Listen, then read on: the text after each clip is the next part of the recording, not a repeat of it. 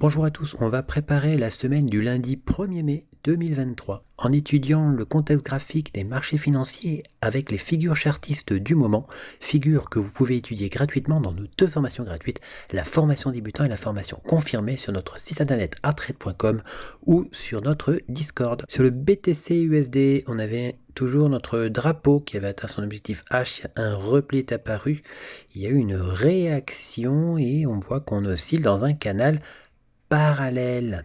Alors il n'est pas impossible de casser ce canal parallèle, dans ce cas-là on caractériserait un drapeau, mais la cassure peut très bien se faire après un retour de l'autre côté, et comme souvent sur les drapeaux, il peut y avoir une fausse cassure sous le drapeau avant un rebond pour une cassure haussière, donc la baisse est tout à fait possible, et dans ce cas-là on viendrait invalider le premier drapeau, et par la suite, donc soit ce serait une fausse cassure pour repartir dans le sens et casser le drapeau à la hausse, soit ce serait effectivement un retournement et donc une vraie cassure baissière. On attendra donc le sens de cassure. On rappelle que le seul point d'appui obstacle que l'on a, c'est l'objectif de 1,5 de H, le demi-objectif de l'épaule tête épaule inversée daily. Sur le THUSD, il y a aussi une interrogation.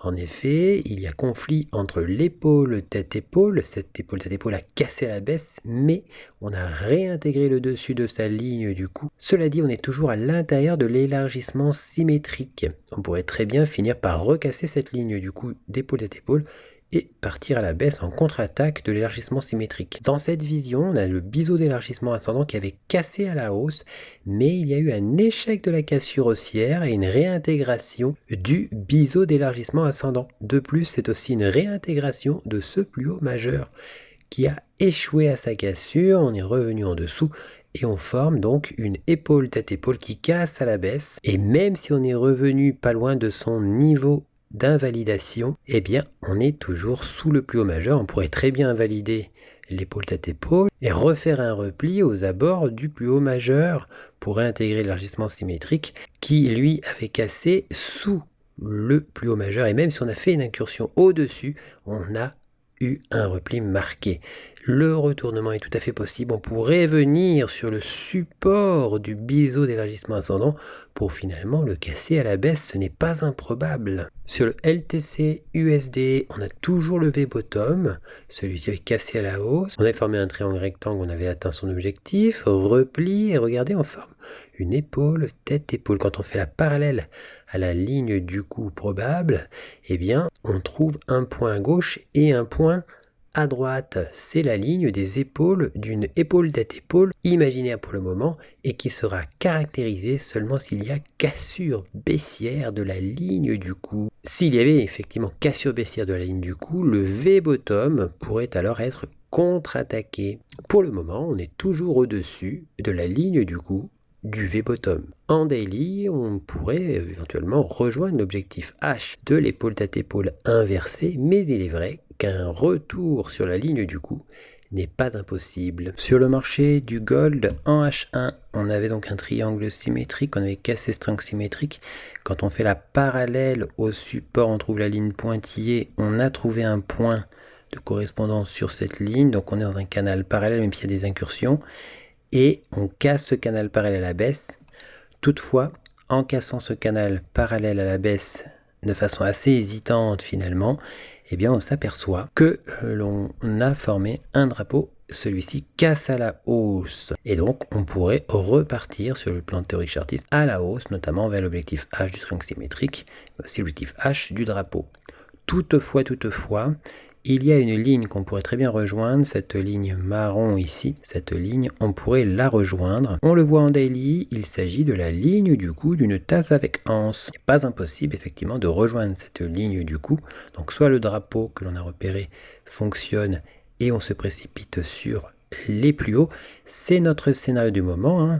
On peut se précipiter sur ces plus hauts, soit grâce au drapeau directement, soit on invalide le drapeau pour rejoindre la ligne du coup avant de repartir sur les plus hauts majeurs. Mais notre scénario, c'est de revenir donc sur ces plus hauts, de les casser. On casserait alors un rectangle avec un plat en haut et un plat en bas, même s'il y avait une incursion à droite.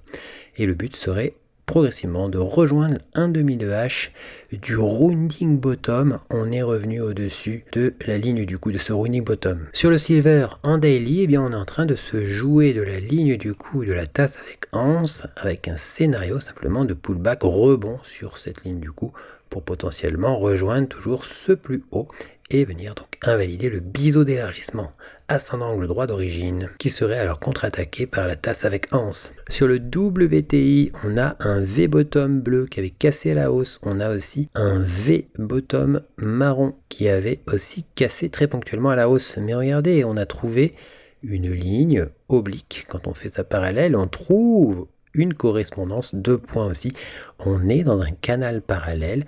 On pourrait très bien finir par rejoindre l'objectif du triangle rectangle daily en revenant de l'autre côté de ce canal parallèle. Sur le WTI, on retrouve le canal parallèle effectivement. Dans cette vision H4, on avait le triangle rectangle et on a son objectif H toujours à réaliser en bas. Sur le CAC 40, on est bien au-dessus du plus haut majeur que l'on pourrait d'ailleurs reproduire par la suite. En H1, on s'aperçoit qu'on est dans un canal parallèle baissier.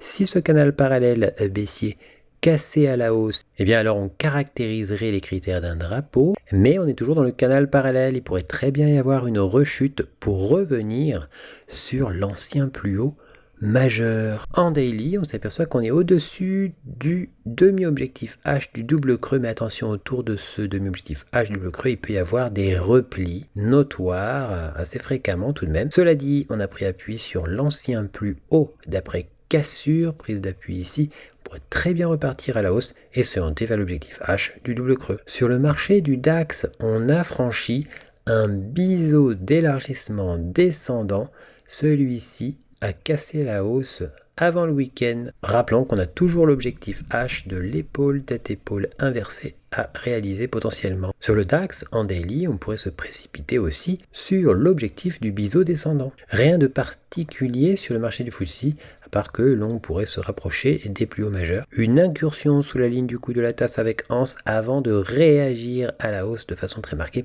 On arrive sur le niveau du plus haut d'après cassure. Ce dernier plus haut d'après cassure, on a fait un pullback entre temps, eh bien pourrait servir d'obstacle avant le prochain obstacle, cette ligne bleue. Rappelons toutefois qu'on n'a pas encore invalidé le triangle symétrique rose et ni le niveau d'invalidation identique du triangle rectangle vert.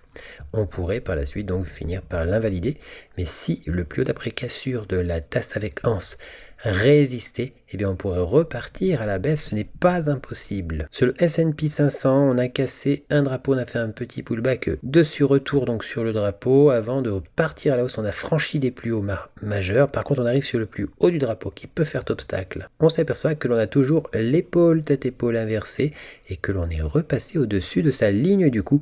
On était venu faire une chute proche du niveau d'invalidation sans réussir à invalider le bas d'épaule droite de cette épaule tête-épaule inversée. On avait aussi une tasse avec anse et même si on a fait une incursion sous cette ligne du coup, on s'oriente vers le demi-objectif H de cette tasse avec anse. Prochain obstacle, ce plus haut majeur. Sur le Nasdaq, eh bien, on continue de partir à la hausse, on pourrait s'orienter sur ce plus haut majeur par la suite. Sur le GBP JPY, la tasse avec anse a fait son œuvre après plusieurs oscillations autour de la ligne du coup et finalement on s'approche de ce plus haut. En daily, on s'aperçoit qu'on a recassé la ligne du coup de l'ancien double bottom marron, on a fait une incursion sous cette ligne du coup, on a recassé cette ligne du coup et on a toujours notre scénario qui consisterait à rejoindre la ligne mauve. En weekly, cette ligne mauve n'est autre que le plus haut du triangle rectangle toujours actif. Sur le NZD, JPY, c'est la hausse aussi, comme tous les JPY actuellement. Recassure très franche cette fois-ci du triangle rectangle qu'on présente depuis un moment. En weekly, on a un scénario toujours qui consistait à revenir au-dessus de la ligne du coup de la tasse avec anse pour rejoindre ensuite, et le triangle peut nous y aider, le plus haut d'après cassure, le franchir cette fois-ci plus franchement pour rejoindre ensuite l'objectif du biseau descendant son plus haut. Sur le CAD-JPY, on avait aussi un triangle rectangle, on a recassé ce triangle rectangle et nous revoici sur le dernier plus haut d'après cassure du triangle rectangle. C'est un niveau sensible On verra si on arrive à le transpercer. Sur l'euro JPY, on avait favorisé le drapeau. On a atteint le demi-objectif H du drapeau qui n'était pas loin de l'ancien plus haut majeur. On a franchi cet ancien plus haut majeur. On n'est pas loin de l'objectif H de l'ancienne tasse avec anse qu'on n'avait pas réussi, et ce à 2 reprises, à invalider. Et finalement, on s'aperçoit qu'on a aussi cassé la ligne du coup d'un double bottom. Ce double bottom donne des objectifs haussiers dans le même sens que les objectifs haussiers du drapeau. Sur le AUD-JPY, on avait donc une épaule, tête-épaule inversée, ligne du coup cassée très ponctuellement. C'est précipité à la baisse, proche du niveau d'invalidation, avant de recasser, juste avant le week-end, cette ligne du coup. Et cette épaule tête-épaule inversée reste donc active. Attention, on pourrait aussi former une épaule, tête-épaule dans l'autre sens s'il y avait une rebaisse. Sur le AUD-JPY, notre scénario est toujours de rejoindre l'ancienne ligne du coup de l'épaule, tête-épaule, marron. Sur le GBP-CAD, on avait franchi un obstacle notoire. Notez que l'ensemble forme une tasse avec anse. Et on a cassé la ligne du coup de cette tasse avec anse. En H1, le biseau d'élargissement descendant a continué son œuvre jusqu'à son objectif H. Le drapeau que l'on a cassé a aussi vu son demi-objectif H atteint. Il manque l'objectif H. Sur le GBP USD, on a franchi le dernier plus haut d'après cassure du rectangle. On a d'ailleurs pris appui sur le rectangle avant de remonter. Sur l'euro-dollar, on a toujours la tasse avec anse. On avait vu un retour sur la tasse avec anse et on a eu du mal à franchir le dernier plus haut d'après cassure qu'on avait formé avant le pullback sur la tasse. Pas impossible de repartir à la hausse pour atteindre l'objectif H de cette tasse. Attention toutefois, le plus haut H4, matérialisé aussi par le demi-objectif H de la tasse avec anse, fait un obstacle important.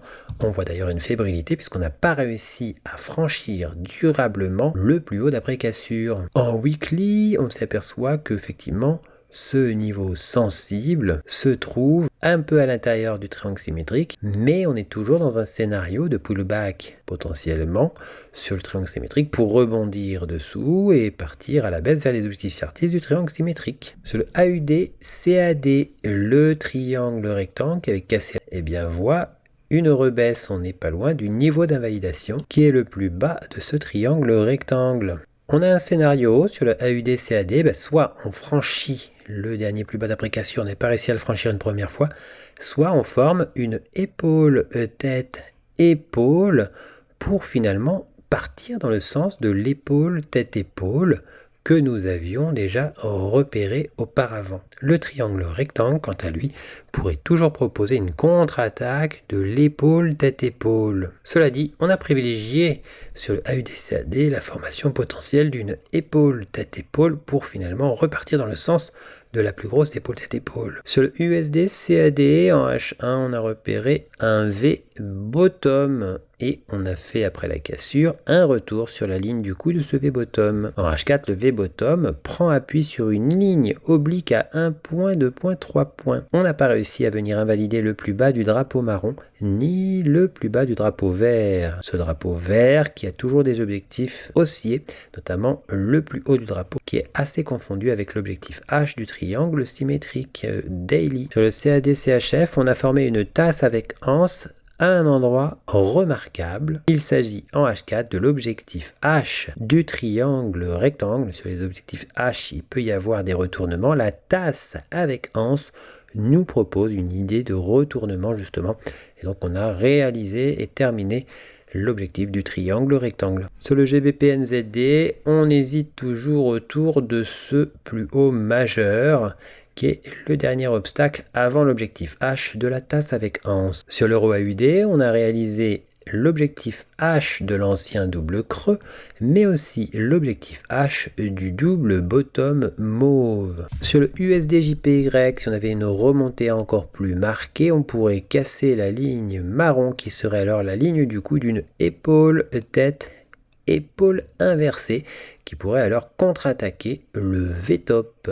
Sur l'euro GBP, on s'oriente pour éventuellement casser l'élargissement ascendant à angle droit. Ce n'est pas encore réalisé. On est dans un canal parallèle. Un point ici, un autre point ici sur la parallèle, même s'il y avait une incursion entre temps. On pourrait très bien revenir de l'autre côté du canal parallèle et pourquoi pas faire une fausse cassure comme souvent sous le canal parallèle pour remonter et casser le canal parallèle à la hausse. Dans ce cas-là, on caractériserait les critères d'un drapeau. Le canal parallèle serait alors un drapeau, mais il faudrait pour cela une cassure haussière qui peut apparaître assez vite, mais qui peut apparaître aussi après un retour de l'autre côté du canal parallèle. Si nous avions ensuite une cassure baissière, eh bien on pourrait chuter vers l'objectif chartiste du V-top et contre-attaquer le triangle rectangle, ainsi qu'aller vers les objectifs chartistes de l'élargissement ascendant angle droit, mais on pourrait aussi faire une fausse cassure sous le canal parallèle pour remonter et casser de l'autre côté. Dans ce cas-là, le triangle rectangle pourrait tenir. Sur le AUD-USD, on a cassé un drapeau rose à la baisse.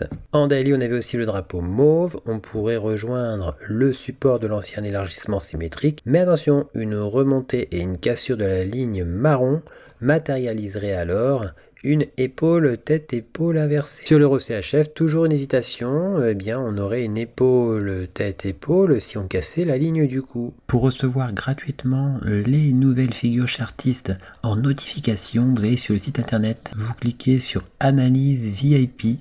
Une fois que vous êtes sur Analyse VIP, vous cliquez sur S'abonner et puis vous n'aurez plus qu'à vous inscrire. Ici, vous mettez un mail, un mot de passe, vous indiquez que vous n'êtes pas un robot et vous mettez s'inscrire. Vous serez alors abonné, vous recevrez toutes les notifications des nouvelles figures trouvées, que ce soit les figures chartistes ou les figures harmoniques. Figures que vous pouvez étudier gratuitement dans nos 2 formations gratuites, le niveau débutant et le niveau confirmé. On a encore 3 autres niveaux qui eux sont payants. En cliquant sur figures chartistes, vous arrivez sur la liste des figures chartistes du moment que l'on a posté. Vous retrouvez aussi les vidéos concernant les analyses chartistes du moment. N'hésitez pas à venir aussi nous découvrir sur notre blog, tout en haut ici, blog. Vous y trouverez nos derniers posts, les défis Hard Trade, ainsi que toutes les nouvelles Hard Trade. À bientôt sur notre site hardtrade.com.